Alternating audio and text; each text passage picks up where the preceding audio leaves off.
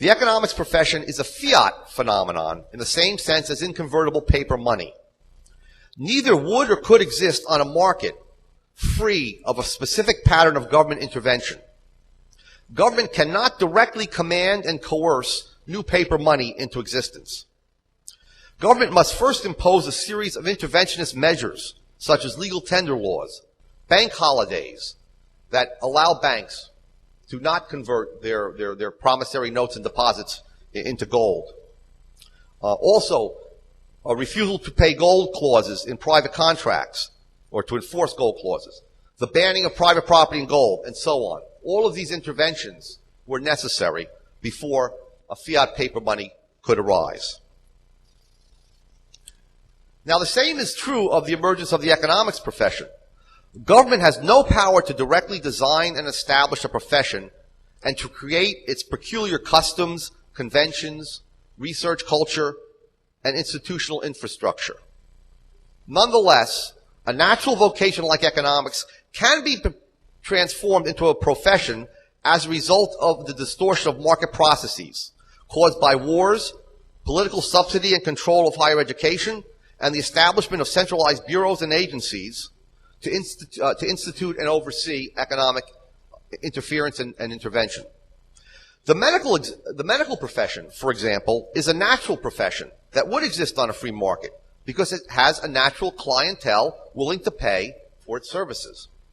The economics profession, along with most other social sciences professions, is a fiat profession that has no market clientele. It would only exist as a truth-seeking vocation in the absence of particular historical pattern of government intervention. So to sum up, the vocational economist, those of us who follow Mises and Rothbard, strives to master the system of economic theory as handed down by the great system builders and innovators of the past. Once this mastery is achieved, then, depending on his ability, the vocational economist is prepared either to apply this theoretical system, to contribute a few innovations to it, or to present a thoroughgoing reformulation of the entire system. The latter was what Mises and Rothbard did. But there are very few individuals who are capable of doing this. Moreover, regardless of which path is taken, the vocational economist is driven forward by a thirst for truth which is never satisfied. He seeks to know more and more about what Rothbard called, quote, the structure of reality as embodied in economic law, unquote. Furthermore, the labor he performs for livelihood, regardless of the field, is merely a means to this and other consumption ends that rank very high on his value scale.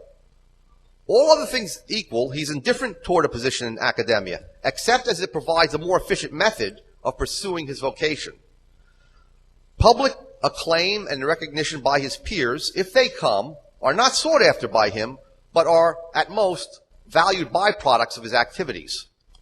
Finally, the vocational economist measures progress in his discipline by the quantity and quality of minds that have mastered economic theory. Because his own search for truth is facilitated by subjecting his work to the critical evaluation of others pursuing the same calling. In contrast, the professional economist aims in his research activities at a number of external ends. As I mentioned, these include recognition by his colleagues, public fame, intellectual influence in shaping government policies, professional advancement and prestige, and of course, power and money.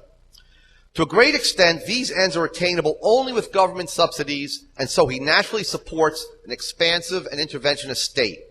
His natural home is in the large research universities that are subsidized or directly controlled by government.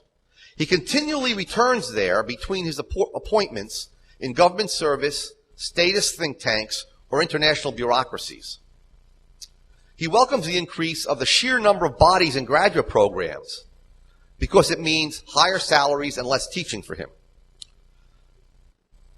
He especially welcomes and desires the expansion of opportunities to obtain income and positions of power in advising the state. As Mises perceptively noted in 1949, professional economists, quote, rival the legal profession in the supreme conduct of political affairs.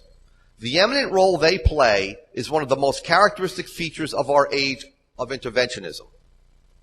Unquote. And I submit to you, this is why Mises and Rothbard were first and foremost vocational economists. Thank you.